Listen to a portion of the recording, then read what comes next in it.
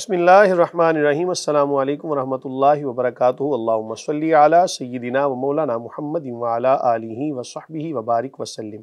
رب اشرح لی صدری ویسر لی امری واحلل عقدۃ من لسانی یفقہوا قولی واجعل لی وزیرا من اہلی، آمین یا رب العالمین۔ ناظرین و سامعین، آپ دیکھ رہے ہیں مفتی آن لائن اور میں ہوں مفتی سخاوت منیر نعیمی۔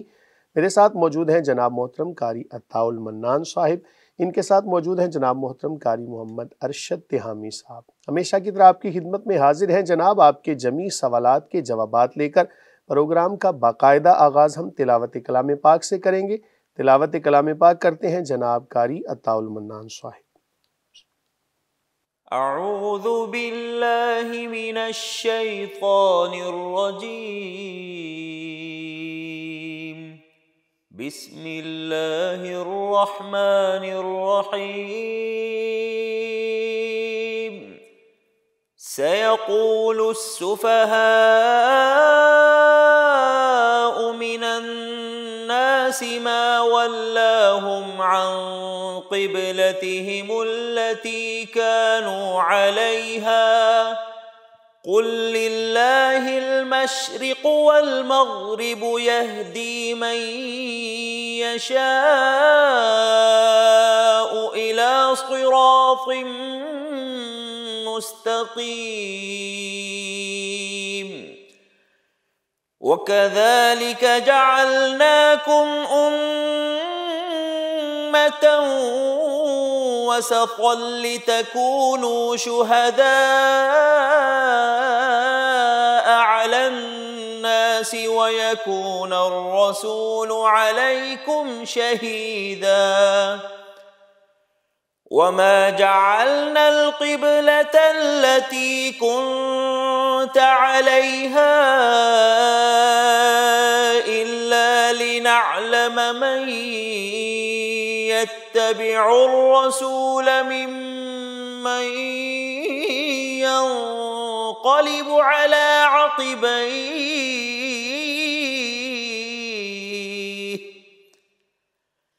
وإن كانت لكبيرة إلا على الذين هدى الله وما كان الله ليضيع إيمانكم إن الله بالناس لرؤوف رحيم۔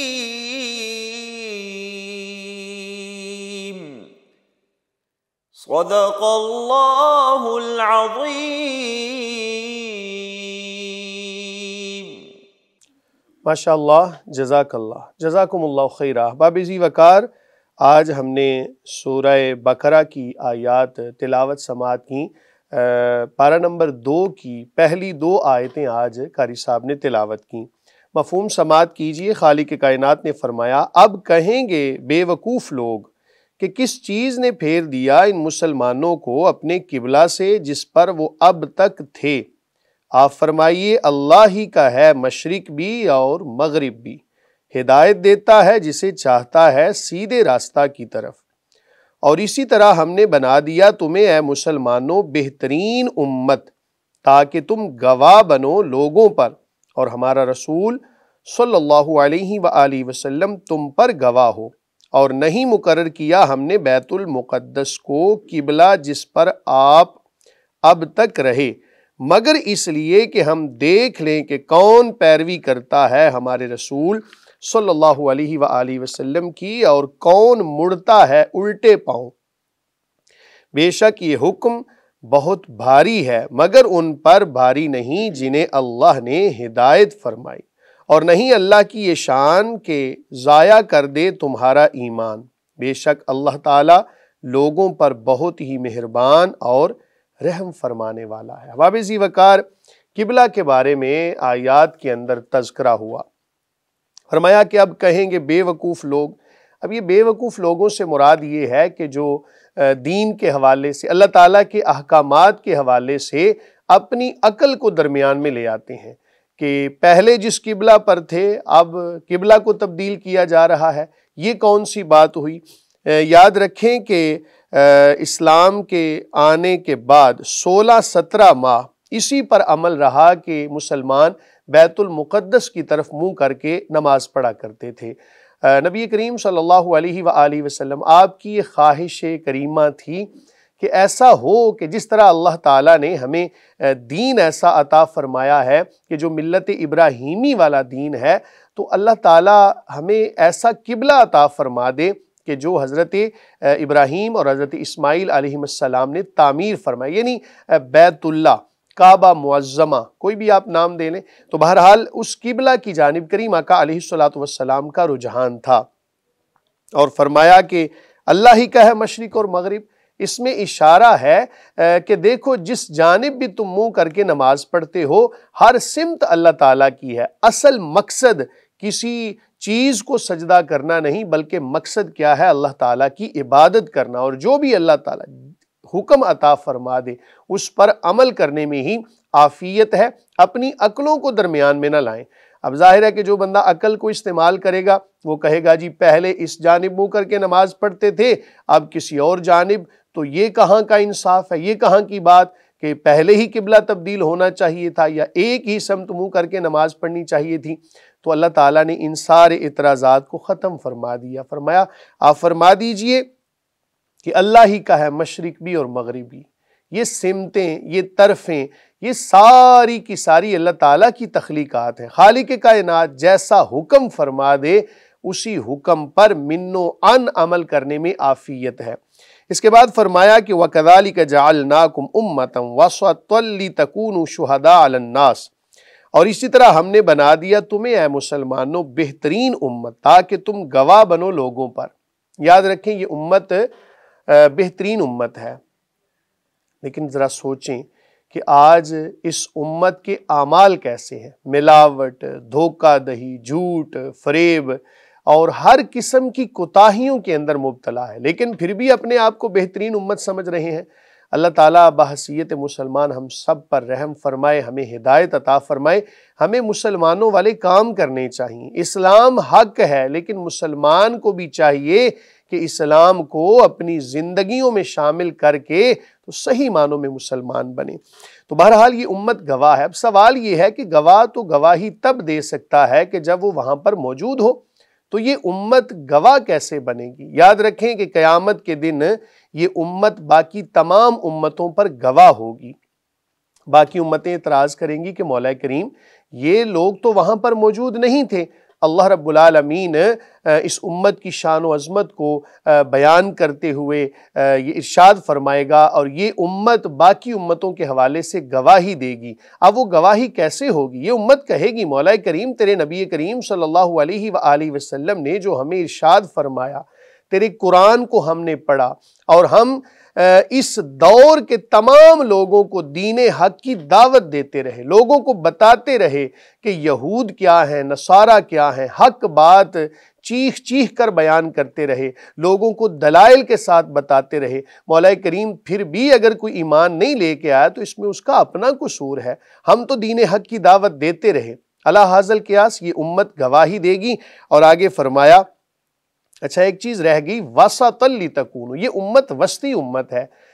وسط جو ہوتا ہے نا، درمیانہ، یہ کسی بھی چیز کا عروج ہوتا ہے، کسی بھی چیز کا مغز کہہ لیں، کسی بھی چیز کا اعلیٰ حصہ کہہ لیں۔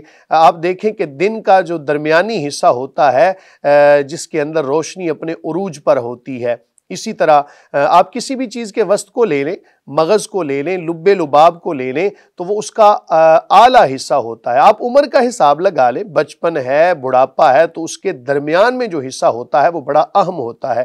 تو اس امت کو اہم امت کہا گیا، وسطی امت کہا گیا، افراط و تفرید کے مابین کہا گیا۔ آپ اسی طرح دیکھ لیں کہ غصے اور بزدلی کے درمیان ایک جو درجہ آتا ہے اس کو شجاعت کہتے ہیں، بہادری کہتے ہیں۔ علی ھذا القیاس آپ کسی بھی چیز کا درمیانی حصہ جب دیکھتے ہیں نا جناب، تو وہ بڑا ہی اہم ہوتا ہے۔ اسی طرح یہ امت بھی وسطی امت یعنی اہم امت ہے، اللہ تعالیٰ کو بڑی پیاری امت ہے یہ۔ تو یہ تمام لوگوں کو دین حق کی دعوت دیتی ہے، لوگوں کو برائی سے منع کرتی ہے، نیکی کی دعوت دیتی ہے، اپنے اس منصب کو کبھی نہ چھوڑیں۔ کبھی بھی یہ مت سوچیں کہ ہم کسی عمل کو نہیں کر رہے تو ہو سکتا ہے کوئی دوسرا بھی نہ کرے، اپنی طرف سے دعوت دیتے جائیں، اللہ تعالیٰ ثواب عطا فرمائے گا۔ اور بھی بہت ساری تفاصیل ہیں جناب اس کے اندر، میرے پاس وقت ختم ہو چکا ہے، انشاءاللہ پھر کبھی اس پر بات کریں گے۔ اللہ تعالیٰ کی بارگاہ میں دعا ہے کہ خالق کائنات قرآن مجید فرقان حمید کی تعلیمات کو سمجھنے، بیان کرنے اور ان پر ہم سب کو عمل کرنے کی توفیق عطا فرمائے۔ پروگرام کے اگلے مرحلے کی جانب بڑھتے ہیں جناب۔ جیسا کہ آپ جانتے ہیں ہمارا اگلا مرحلہ حمد باری تعالیٰ پر مشتمل ہوتا ہے۔ اللہ تعالیٰ کی بارگاہ میں حمد و ثنا پیش کریں گے جناب محترم قاری محمد ارشد تہامی صاحب، بسم اللہ کریں۔ اے خالق و مالک رب علا سبحان اللہ سبحان اللہ، سبحان ماشاء تو رب ہے میرا میں بندہ تیرا سبحان اللہ سبحان اللہ۔ ہم مانگتے ہیں تو داتا ہے، ہم بندے ہیں تو مولا ہے، اللہ اکبر۔ محتاج ہے تیرا شاہ و گدا سبحان اللہ سبحان اللہ، محتاج تیرا ہر شاہ و گدا سبحان اللہ سبحان اللہ۔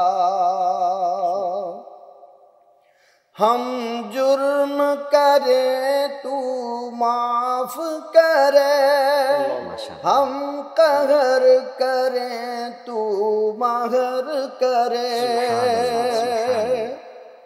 ہم جرم کریں تو معاف کرے، ہم قہر کریں تو مہر کرے، گہرے ہے جہاں کو فضل تیرا سبحان اللہ سبحان اللہ،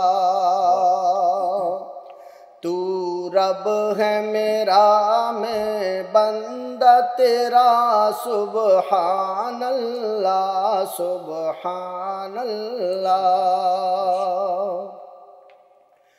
تو والی ہے ہر بے کس کا، تو سامی ہے ہر بے بس کا، تو والی ہے ہر بے کس کا، تو سامی ہے ہر بے بس کا، ہر ایک کے لیے در تیرا کھلا سبحان اللہ سبحان اللہ، ہر ایک کے لیے در تیرا کھلا سبحان اللہ سبحان اللہ،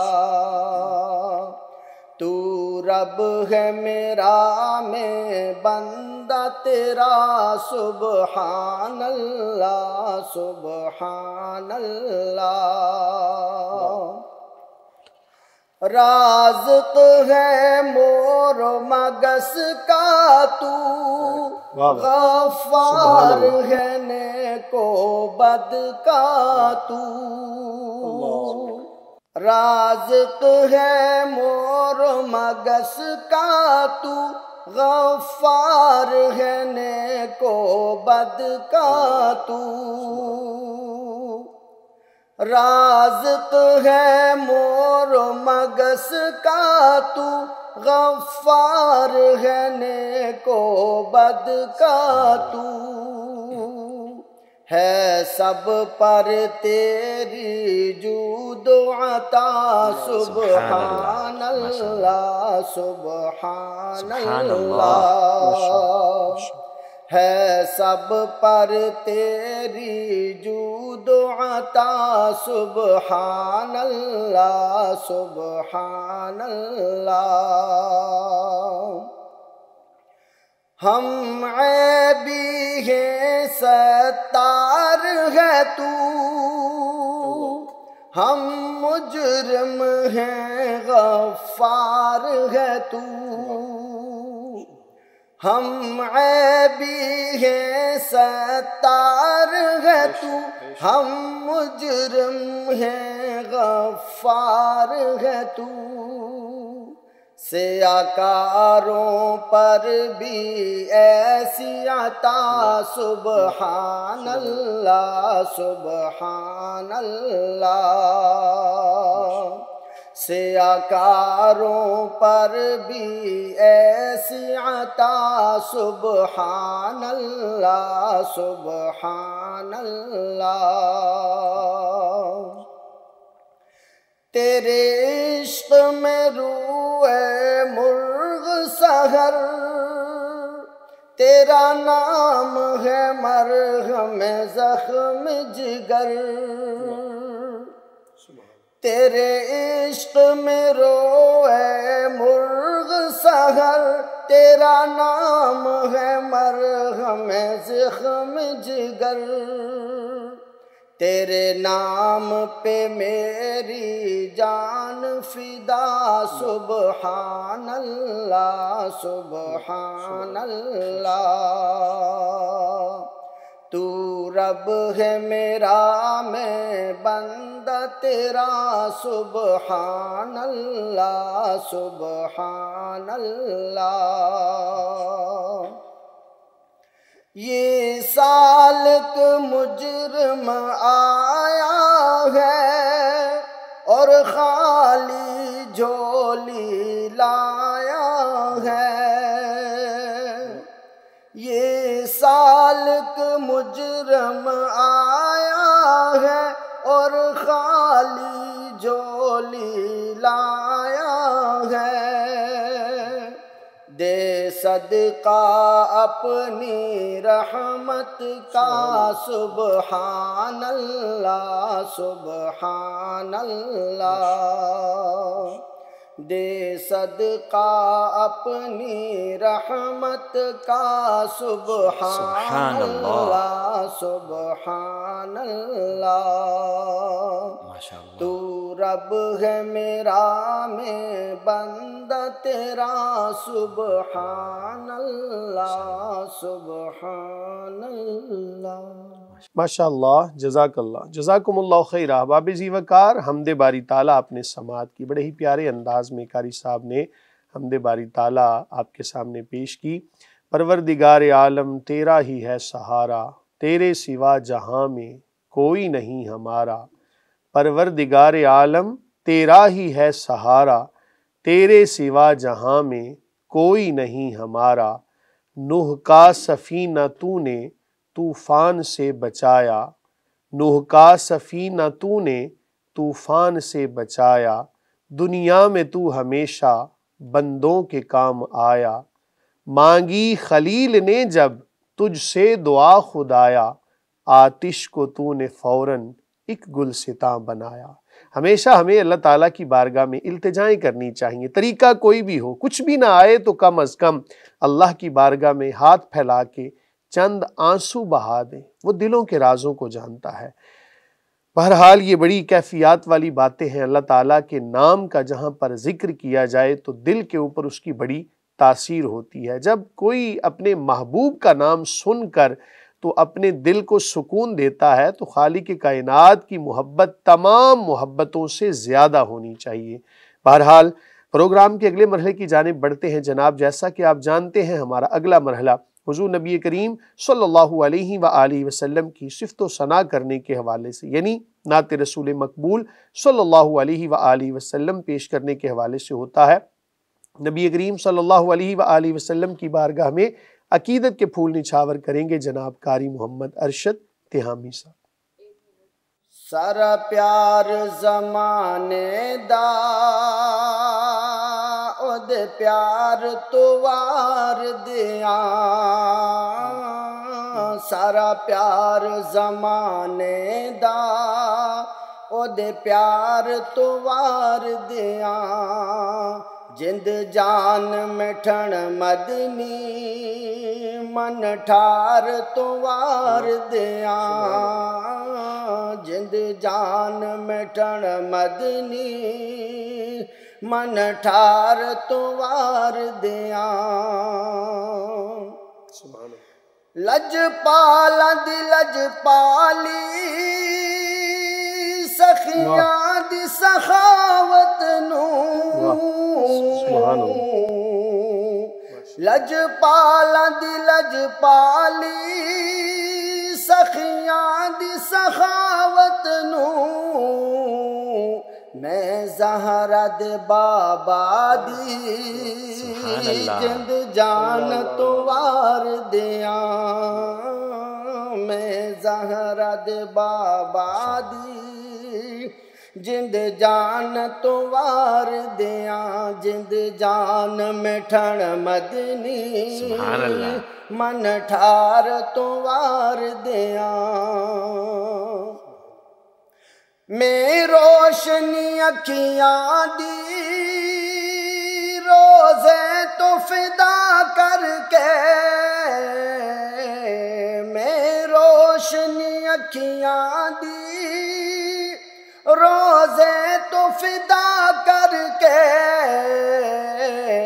گل دست دروداں دے دربار تو وار دیاں گل دست دروداں دے دربار تو وار دیاں جند جان مٹھن مدنی من ٹھار تو وار دیاں جنت دے ہنسی منظر چن تاریاں دے جلوے جنت دے ہنسی منظر چن تاریاں دے جلوے میں گنبد خضرا دے سنگھار تو وار دیاں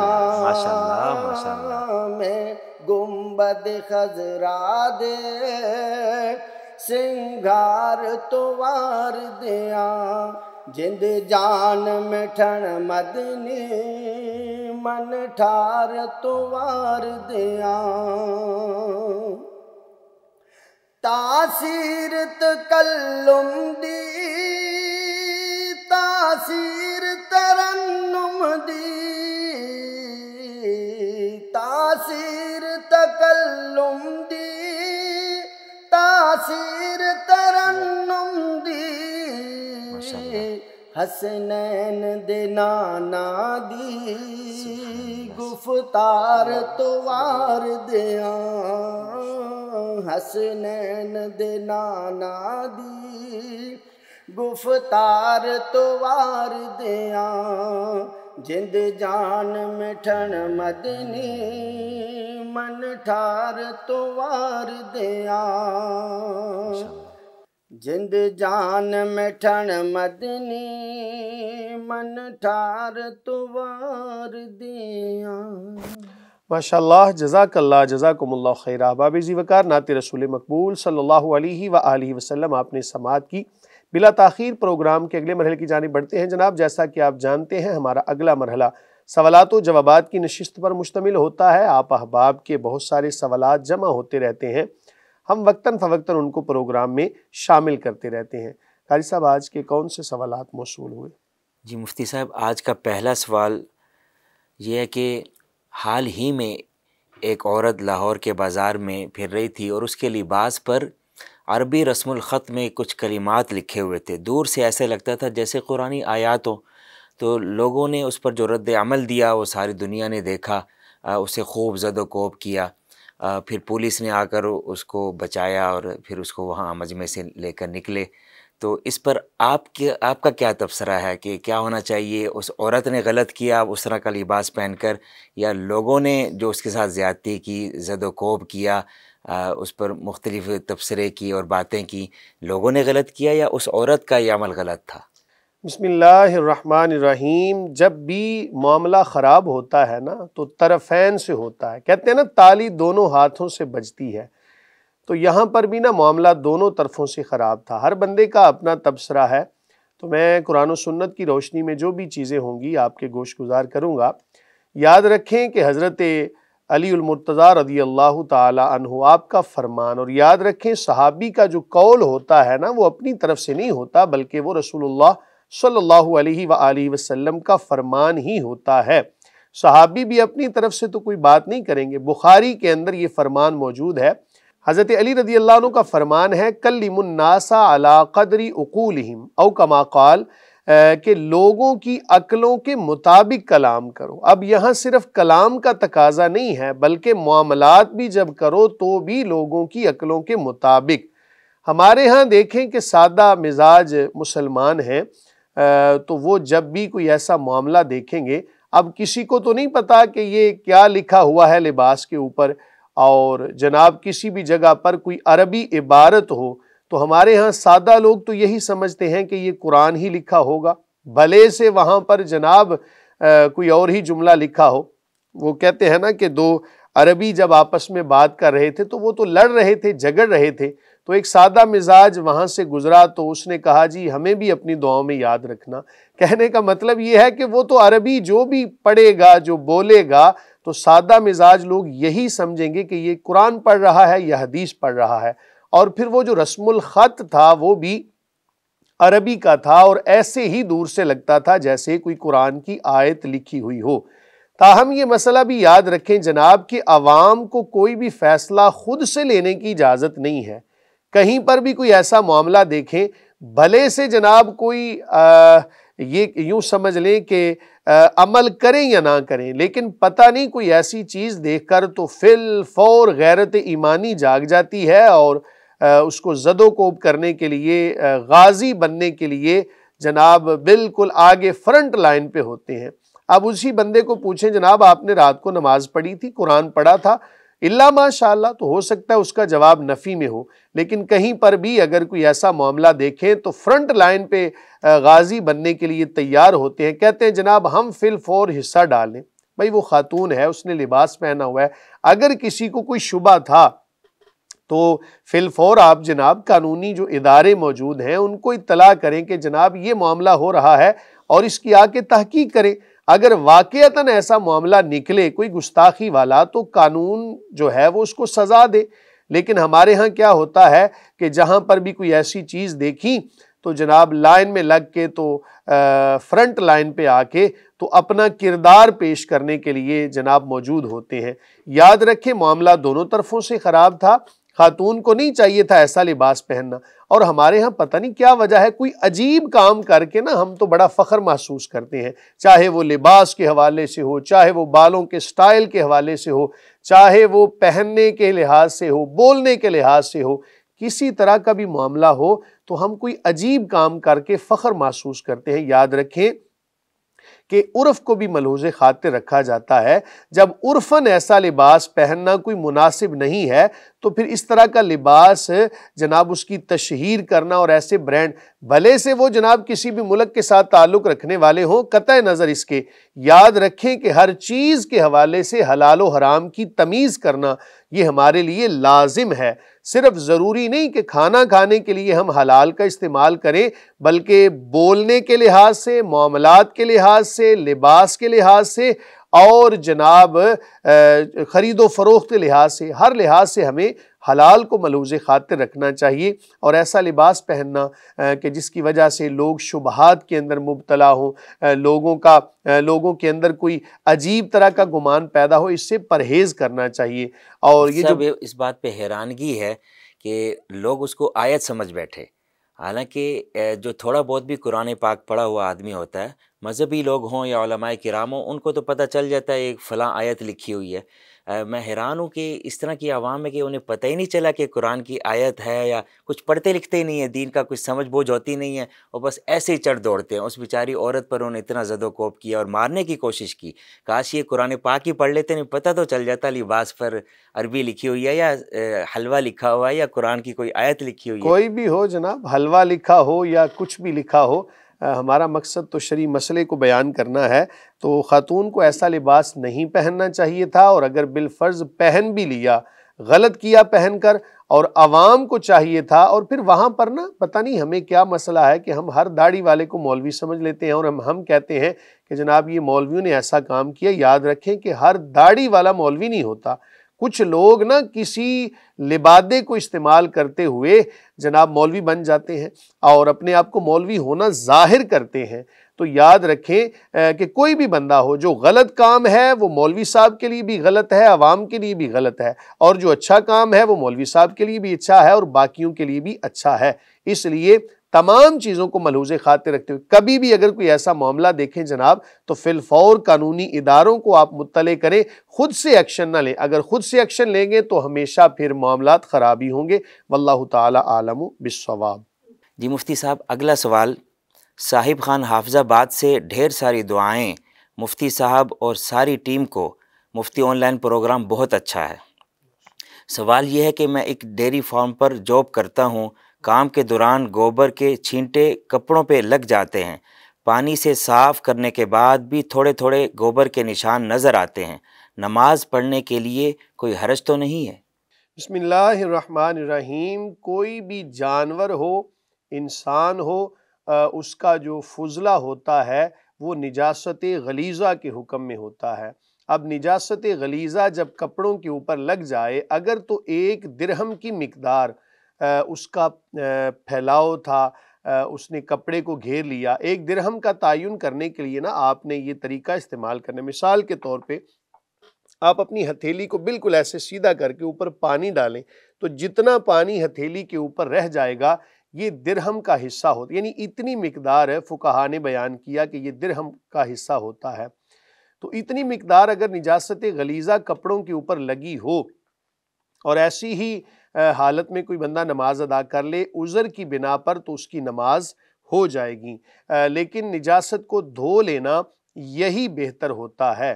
یہ بات بھی آپ یاد رکھیں کہ نجاست غلیظہ جو ہے یہ 1 درہم کی مقدار ہی اس کا تعین ہے۔ ہاں اگر نجاست خفیفہ تھی تو کپڑے کے چوتھے حصے تک اگر وہ لگی رہی تو اس سے نماز ادا ہو جائے گی، لیکن پھر بھی اس کا دھو لینا یہی بہتر ہوتا ہے۔ اب مسئلہ یہ ہے کہ ایک بندہ جو کام کرتا ہے اور ظاہر ہے گوبر کے چھینٹے پڑتے رہتے ہیں تو وہ کیا کرے، کوشش کریں کہ اس کو دھوئیں آپ۔ اور دھونا کیسے ہے جناب کہ جب کوئی نجاست، یہ اصول یاد رکھنا ہے آپ نے کہ جب کوئی نجاست اپنا نشان چھوڑ جاتی ہے نا تو جب تک اس کا نشان ختم نہیں ہو جاتا تب تک وہ کپڑا پاکی کے حکم میں نہیں ہوتا۔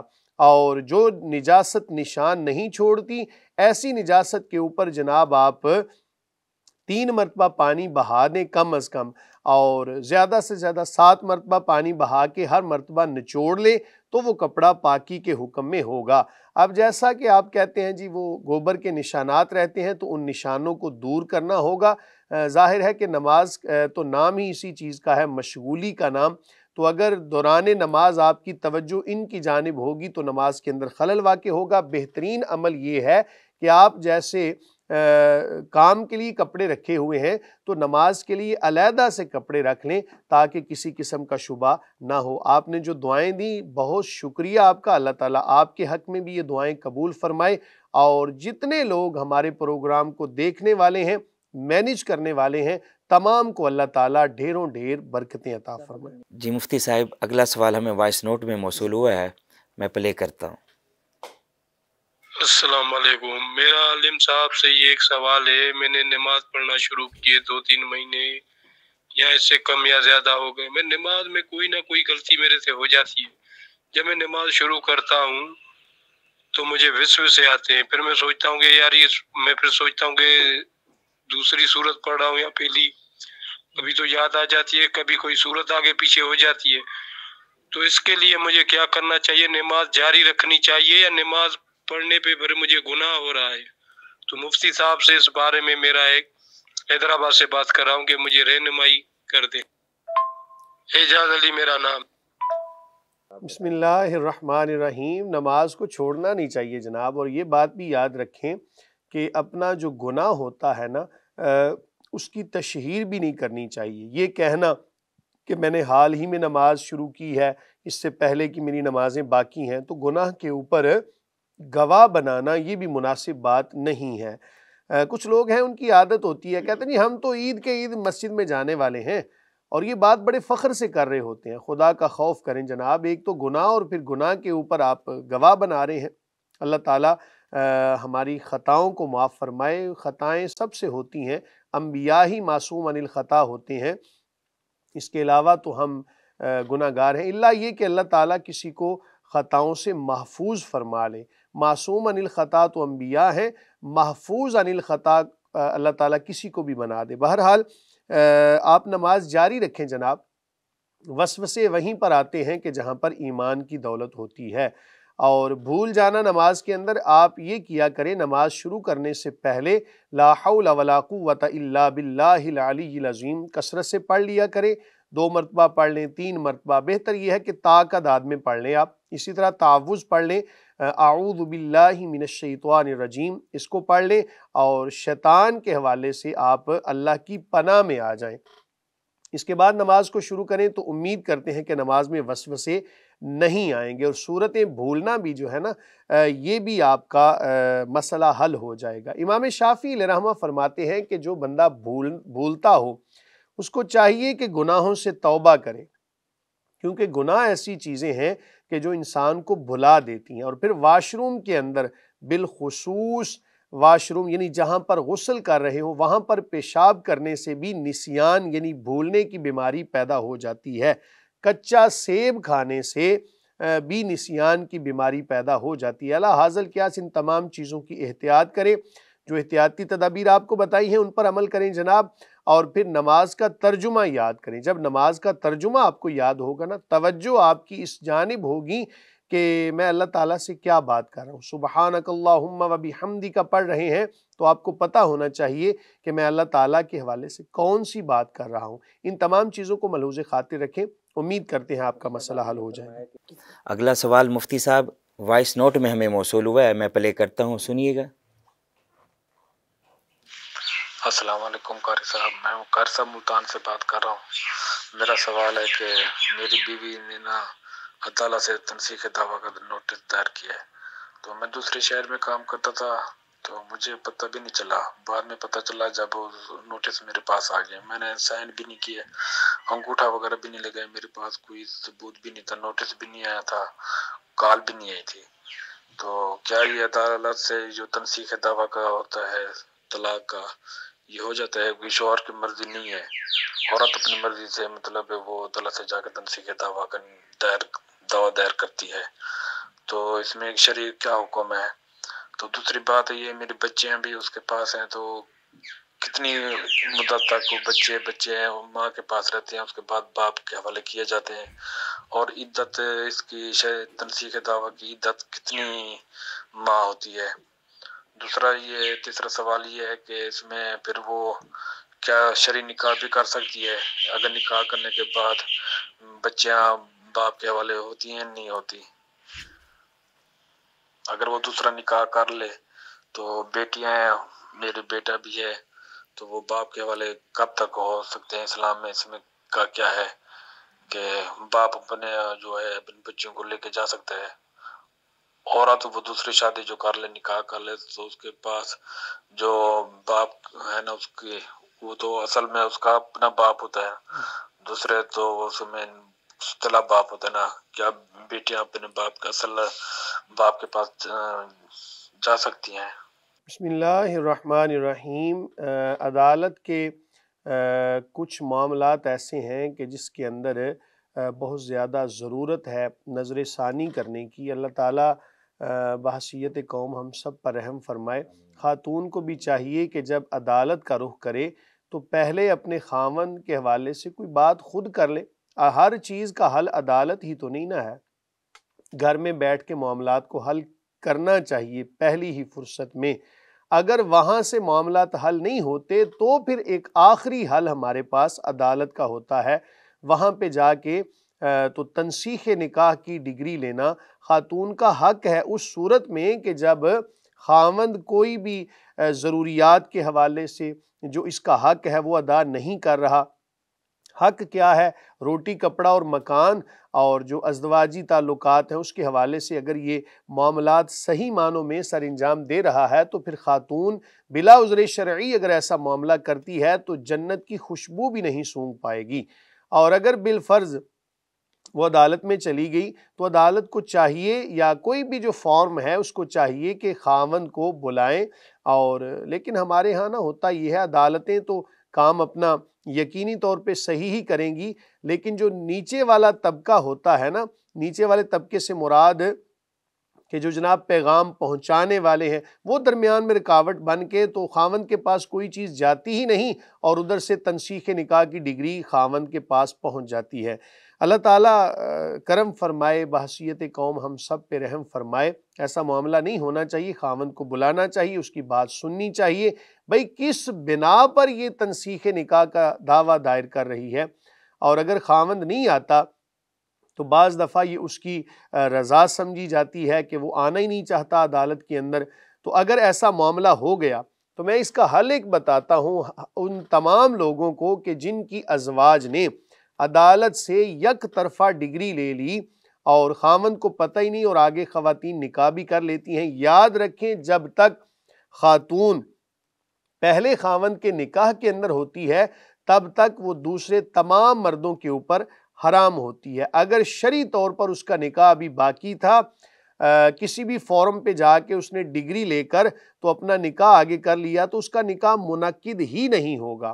اب اس خاوند کو چاہیے کہ اس کو بھی گناہ سے بچائے، خود بھی گناہ سے بچے اور اس کو طلاق شرعی دے دے تاکہ وہ اپنا گھر صحیح معنوں میں بسا سکے۔ یہ ان لوگوں کے لیے پیغام ہے کہ جن کی ازواج نے کسی بھی فارم پہ جا کے تنسیخ کا دعویٰ یا خلا کی ڈگری لے کر آگے نکاح کر چکی ہیں، تو ان کو چاہیے کہ اپنی جو ازواج ہیں ان کو ظاہری طور پر بھی طلاق دیں، پھر ان کو پیغام بھیجیں کہ اب عدت مکمل کرنے کے بعد تجدید نکاح کر لیں۔ یاد رکھیں کہ اگر اس کے برخلاف کسی نے معاملہ کیا تو جب تک وہ پہلے خاوند کے نکاح میں اس کا نکاح آگے منعقد نہیں ہوگا، جتنی دیر تک رہے گی وہ گناہگار ہوگی، سخت گناہگار ہوگی۔ اپنے ان معاملات کو شریعت کے سپرد کرنے میں ہی عافیت ہے۔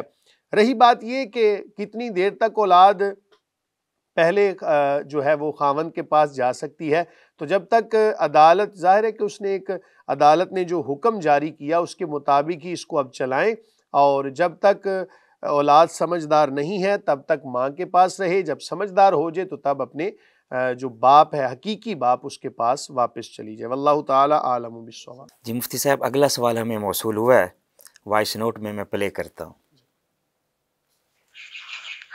السلام علیکم ورحمۃ اللہ وبرکاتہ۔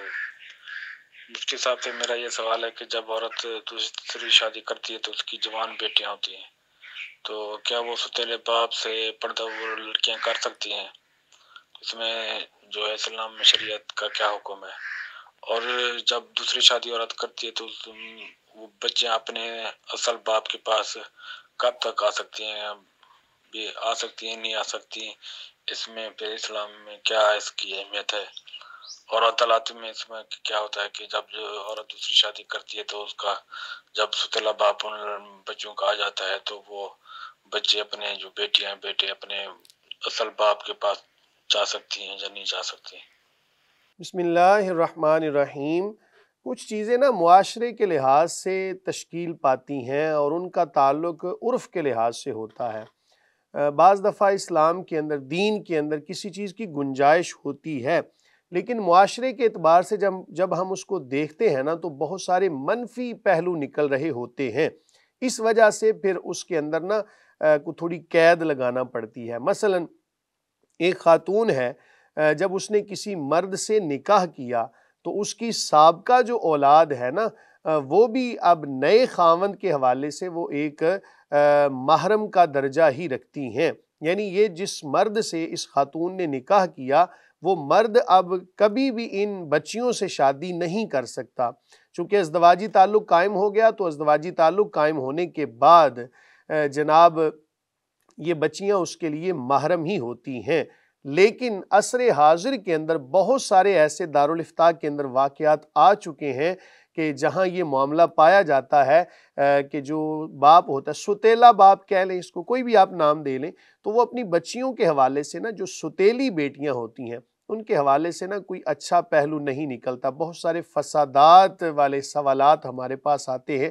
اس لیے بہتر یہی ہے کہ وہ ان سے پردہ ہی کریں، ہوں گی تو محرم اس کے لیے، یعنی نکاح تو ان سے نہیں ہو سکتا، لیکن نکاح نہیں ہو سکتا تو ایسے معاملات جو ہمیں سننے دیکھنے کو ملتے ہیں نا، اس لیے بہتر یہ ہے کہ بچیاں اس سے پردہ ہی کریں اور مناسب طریقے سے پردہ کریں۔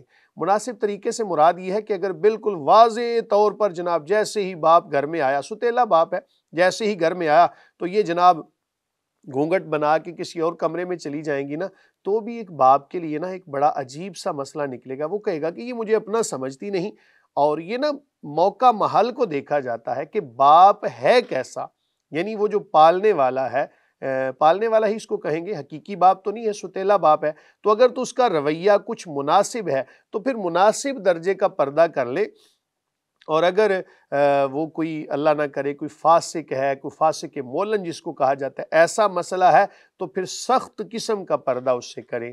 بہرحال یہ موقع محل کی مناسبت سے۔ رہی بات یہ کہ کتنی دیر تک بیٹیاں یا بیٹے اپنے باپ کے پاس رہیں گے طلاق ہو جانے کے بعد، یا پھر اپنی ماں کے پاس کتنی دیر تک رہیں گے، تو اصول آپ نے یاد رکھنا ہے جناب کہ جب تک بچوں کو ماں کی ضرورت ہوتی ہے، شریعت نے حکم لگایا ہے کہ بچے اتنی دیر تک ماں کے پاس رہیں، اور جب ماں کی ضرورت کوئی زیادہ نہیں رہتی ہے، ماں کی ضرورت تو آخر دم تک رہتی ہے۔ اللہ کرے کہ جب یہ لوگ طلاق والا معاملہ کرتے ہیں تو سوچ لیں کہ ہمارے بچوں کے اوپر کیا گزرے گی۔ بچوں کو ماں کی بھی ضرورت ہوتی ہے، بچوں کو باپ کی ضرورت بھی ہوتی ہے۔ گھر ختم کرنے سے پہلے یہ ایک لمحے کے لیے ضرور سوچ لینا کہ ہمارے بچوں کے اوپر کیا گزرے گی۔ بہرحال جب تک ایک ظاہری طور پر ماں کی ضرورت ہوتی ہے تو بچوں کو ماں کے پاس ہی رکھا جائے۔ عدالت اس کا فیصلہ کر دیتی ہے جناب کہ 10 سال تک، 8 سال تک، یا بعض دفعہ 17 سال تک، بالغ ہونے تک بچے ماں کے پاس رہیں گے، اس کے بعد یا پھر یوں سمجھیں کہ سمجھدار ہونے تک بچے ماں کے پاس رہیں، اس کے بعد پھر اپنے باپ کے پاس۔ اور اصل جو حقیقی معنوں میں اولاد جو ہوتی ہے نا، یہ مرد کے پاس ہی آتی ہے، مرد کی ذمہ داری ہے۔ قرآن کہتا ہے نا وَعَلَى الْمَوْلُودِ لَهُ رِزْقُهُنَّ وَكِسْوَتُهُنَّ بِالْمَعْرُوفِ، کہ والد کے اوپر یہ لازم ہے اولاد کے حوالے سے اور بیوی کے حوالے سے تمام قسم کے اخراجات اٹھانا۔ واللہ تعالی عالم بالصواب۔ جی مفتی صاحب، اگلا سوال ہمیں موصول ہوا، ایک بہن پوچھ رہی ہیں کہ میں نے حساب لگوانا تھا میرے اور میرے ہسبینڈ مجھے بار بار طلاق کی دھمکی دیتے ہیں، ابھی 15 ماہ ہوئے ہیں ہماری شادی کو، میرے شوہر نے مجھے گھر سے بھی نکال دیا ہے، اس بارے میں رہنمائی فرمائیں اور کوئی حساب وغیرہ لگا دیں۔ بسم اللہ الرحمن الرحیم۔ انہی باتوں کی وجہ سے جو خواتین بیٹھی ہوتی ہیں نا، یہ مسائل سن کے وہ کہتی ہیں ہم نے نکاح ہی نہیں کرنا۔ یہ جب خاوند طلاق کی دھمکی دے رہا ہے، وہ جتنے جوڑے ہوتے ہیں نا ان کو جب خوش نہیں نہ دیکھتی تو وہ کہتی ہیں جی ہم نے نکاح ہی نہیں کرنا۔ اور یہ دیکھیں نا کوئی اچھی بات نہیں ہے ایسا معاملہ کرنا، خاوند کو بھی چاہیے ایسے ہی فضول میں، بھئی دھمکی دینے کے لیے اور تھوڑی چیزیں ہیں، یہ طلاق کی دھمکی ہی دینا اور پھر گھر سے نکال دینا، خدا کا خوف کریں یار۔ جس خاتون نے اپنا سب کچھ آپ کو دے دیا، اپنی ایک خاتون کے پاس عزت ہی ہوتی ہے نا، تو وہ عزت ہر چیز اس نے آپ کے اوپر قربان کر دی، اور آپ نے کوئی اللہ نہ کرے میں یہ جملہ بولنے لگا ہوں تھوڑا سا سخت، کہ آپ نے کوئی ٹیشو پیپر سمجھا ہوا ہے اس کو استعمال کیا اور اس کو پھینک دیا۔ وہ آپ کے بچوں کی ماں ہے، اور مستقبل میں جناب دوسرے لوگوں پر اس کا کیا اثر جائے گا، اور ایسا معاملہ کبھی نہ کریں۔ گھر کے اندر جا کے طلاق کی دھمکی دینا یہ بزدلی ہے۔ آپ کو چاہیے کہ کسی کی بیٹی کو لے کے آئے ہیں نا تو اس کو شہزادیوں کی طرح رکھیں۔ دیکھیں باپ تو بیٹی کے نخرے اٹھاتا ہے نا، تو جس طرح وہ اپنے گھر کے اندر رہتی تھی یہاں پر اس کو اتنا سکون دے کہ وہ اپنے گھر کو بھول جائے۔ لیکن معاملات بڑے عجیب ہیں، آپ کے خاوند کو ایسا معاملہ نہیں کرنا چاہیے۔ پروگرام اس کو دکھائیں، خدا کا خوف کریں، اپنے معاملات کو شریعت کے عین مطابق گزاریں۔ کریم آقا علیہ السلام کی جو ازدواجی زندگی ہے اس کا مطالعہ کرنا چاہیے ہر بندے کو۔ میں ایک روایت آپ کے سامنے پیش کرنے لگا ہوں۔ کریم آقا علیہ السلام گھر کے اندر تشریف لائے، ام المومنین حضرت عائشہ الصدیقہ عفیفہ رضی اللہ تعالیٰ عنہ آپ نے کسی برتن کے اندر کچھ پینے والی چیز استعمال فرمائی تو کریم آقا علیہ الصلوۃ والسلام تعلیم امت کے لیے فرما رہے ہیں کہ عائشہ آپ نے کہاں سے پانی پیا ہے، یعنی کس جگہ پر آپ نے منہ مبارک لگا کے پانی پیا ہے، تو اسی جگہ سے کریم آقا علیہ الصلوۃ والسلام نے پانی پیا۔ یہ ہمیں تعلیم دی جا رہی ہے کہ ازواج کے ساتھ، بیویوں کے ساتھ کیسا رویہ ہونا چاہیے، اور نبی کریم صلی اللہ علیہ وآلہ وسلم آپ کی یہ باتیں اگر ہم تک نہ پہنچتی، یہ ام المومنین کا پوری امت کے اوپر احسان ہے۔ کچھ لوگ اس کو عجیب معنی میں لیتے ہیں، جی گھر کی باتیں کیوں بتائیں، ظاہر ہے ماں بچوں کو نہیں سمجھائے گی تو کون سمجھائے گا، تو یہ ہماری روحانی مائیں ہیں کہ جنہوں نے کریم آقا علیہ الصلوۃ والسلام کی گھر کی زندگی ہمارے سامنے بیان کی کہ ہمیں جینے کا سلیقہ آ جائے، اور جب کوئی بندہ اس روایت پر عمل کرتے ہوئے اپنی بیوی کے ساتھ حسن سلوک کرتا ہے یقیناً ثواب بھی پائے گا۔ کریم آقا علیہ الصلوۃ والسلام کا یہی فرمان ہے، اور قیامت کے دن جو اخلاقیات کے حوالے سے سب سے پہلے جو چیز تولی جائے گی میزان کے اندر، وہ ہمارا بیویوں کے ساتھ سلوک ہوگا۔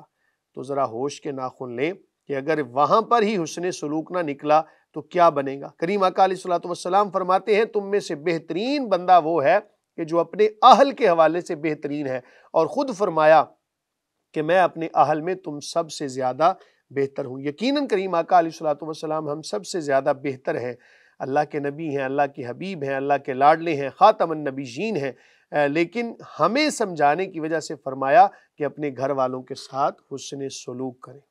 جی مفتی صاحب، اگلا سوال ہمیں موصول ہوا ہے کہ عشاء کی نماز اگر پڑھے بغیر سو جائیں اور فجر سے پہلے اگر پڑھ لیں تو وہ قضا نماز ہو جائے گی یا نہیں؟ بسم اللہ الرحمن الرحیم۔ عوام کے اندر یہ مسئلہ مشہور ہے کہ اگر نماز عشاء پڑھنے کے علاوہ کوئی بندہ سو گیا تو سو کے جب اٹھیں گے تو نماز قضا ہو جائے گی۔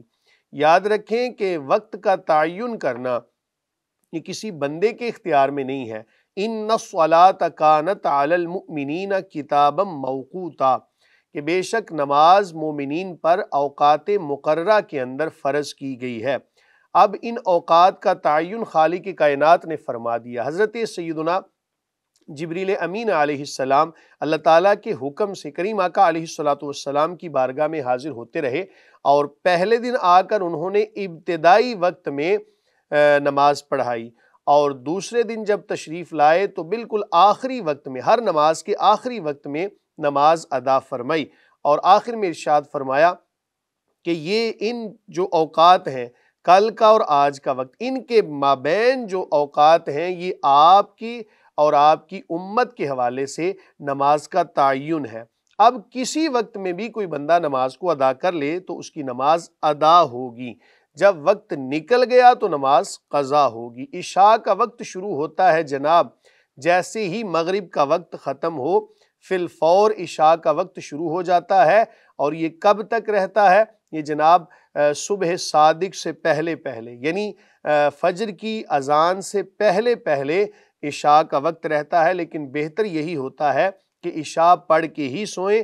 عشاء پڑھے بغیر نہیں سونا چاہیے، کوئی مناسب بات نہیں ہے، تاہم کوئی مجبوری بن گئی، آپ نے نیند کو حاصل کر لیا، تو آپ جب بھی نماز کو ادا کریں گے فجر کی اذان سے پہلے پہلے تو وہ ادا ہی ہوگی، قضا نہیں ہوگی۔ واللہ تعالی اعلم بالصواب۔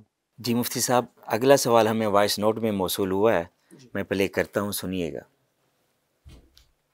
السلام علیکم سر، میرا نیم سمر فاطمہ ہے اور میں ٹوبہ سے بات کر رہی ہوں۔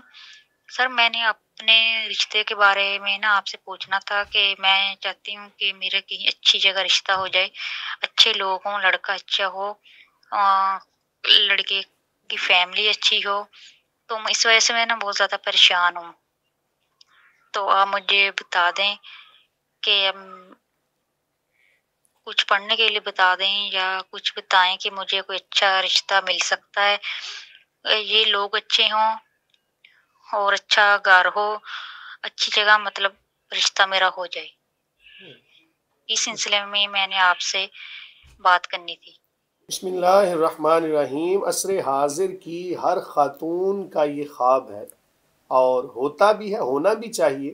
ظاہر ہے کہ کوئی بھی بندہ جب خواہش کرتا ہے تو اچھی ہی خواہش کرتا ہے، ہزاروں خواہشیں ایسی کہ ہر خواہش پہ دم نکلے، بڑی اچھی خواہش ہے آپ کی، اور اچھے سے مراد کیا لے رہی ہیں آپ، یہ اب آپ ہی بتا سکتی ہیں۔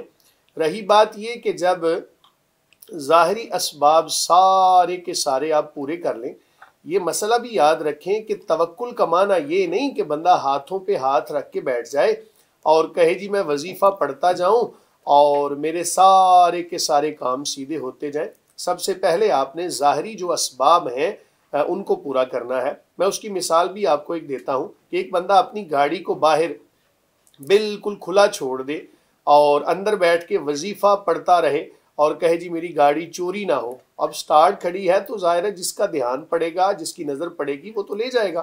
تو اس لیے تمام تر جو پہلے آپ کے ذمہ جو چیزیں ہیں ان کو پورا کر لیں، اپنی طرف سے پوری کوشش کریں، جو بھی ذرائع ہوتے ہیں مناسب طریقے سے ان کو استعمال کریں۔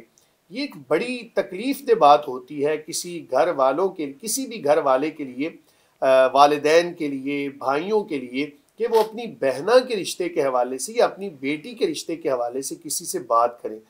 بہرحال معاشرے کا المیہ ہو چکا ہے یہ، اس میں ہم کیا کر سکتے ہیں؟ تو یہ ساری کی ساری چیزیں پوری کرنے کے بعد ہر نماز کے بعد آپ نے سورہ یاسین کی وہ آیت اول آخر درود شریف کے ساتھ 7 مرتبہ یہ آیت پڑھنی ہے۔ سبحان الذی خلق الازواج کلھا مما تنبت الارض ومن انفسہم ومما لا یعلمون۔ شروع میں درود پاک، درمیان میں 7 مرتبہ یہ آیت اور آخر میں پھر درود شریف پڑھ کے تو سجدے میں دعا کریں، یعنی یہ عمل کرنے کے بعد سجدے میں سر رکھ لیں، اللہ کی بارگاہ میں التجا کریں کہ مولا کریم اپنے حبیب صلی اللہ علیہ وآلہ وسلم کا صدقہ ان اعمال، ان کلمات کی برکت سے مولا کریم میری دعا کو قبول فرما۔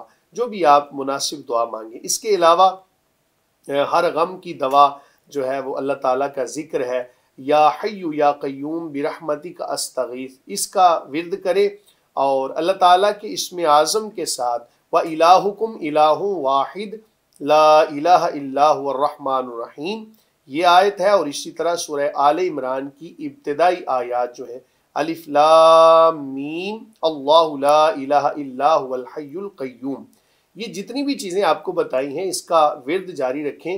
امید کرتے ہیں کہ آپ کی جو بھی جائز تمنا ہوگی، چاہے وہ رشتے کے حوالے سے ہو یا کوئی بھی آپ کی جو دعائیں ہیں، امید کرتے ہیں کہ اللہ تعالیٰ قبول فرمائے گا۔ واللہ تعالیٰ عالم بالصواب۔